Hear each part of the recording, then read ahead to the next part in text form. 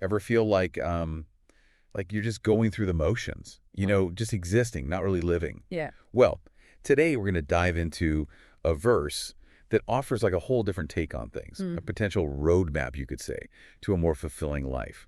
Deuteronomy 8.1. Okay. We're checking out this book, Embracing God's Commandments. Right. It really digs into how these ancient guidelines can totally apply to modern living. I like that. Yeah, it's pretty cool. Yeah. So what's really fascinating about this passage is like its bold claim, Mm. following God's commandments actually leads to abundance. Right. And not just, like financial wealth. We're talking a much deeper sense of purpose here. Exactly, yeah, fulfillment. It's not about blind obedience at Wow. all. Right. So if we break down Deuteronomy 8.1, it starts with, be careful to do. This isn't some passive thing. Mm-hmm. Like it implies action, intentionality.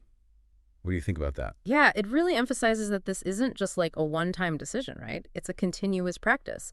The text actually calls it diligent compliance. I like that. It sounds very, consciously weaving your faith into like the everyday. Absolutely. It's about making choices that really reflect your values and who you are, not just drifting. And that totally resonates with this whole living versus existing idea. Yeah. Deuteronomy talks about like possessing the land because of this obedience. But that land, that's got to be about more than just physical territory. Oh, absolutely. Think about it. When you work hard and you finally like master a skill or you pour your heart into building something successful, you've kind of, in a way, possessed a new part of your own potential. That's a good way to put it. And this verse is suggesting, I think, a similar thing, but with our spiritual lives. This land represents the fullness of life that God wants for us. And our actions are so key to actually experiencing it. That's a powerful way to look at it. So how do we actually apply this ancient wisdom today?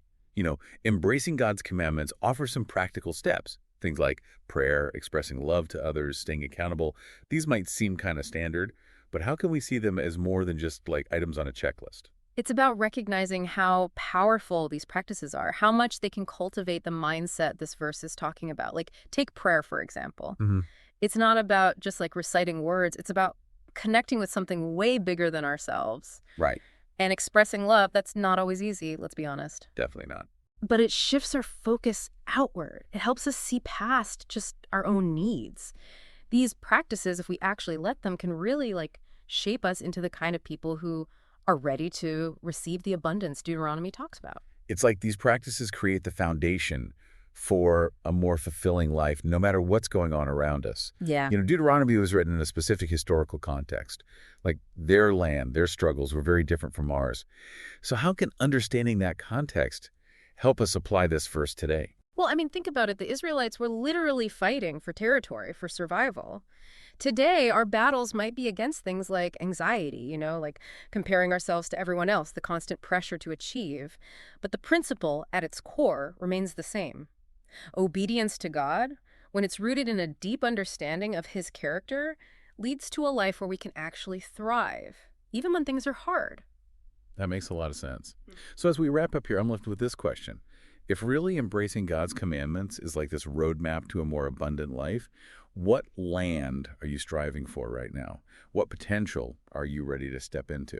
Oh, that is such a good question. It's one that we should all like sit with. What is it that really brings you life? Where do you feel that sense of purpose? Those could be some clues to the land you're meant to possess. I love that. It's not just about reading this ancient verse. It's about letting it spark like a personal journey of discovery.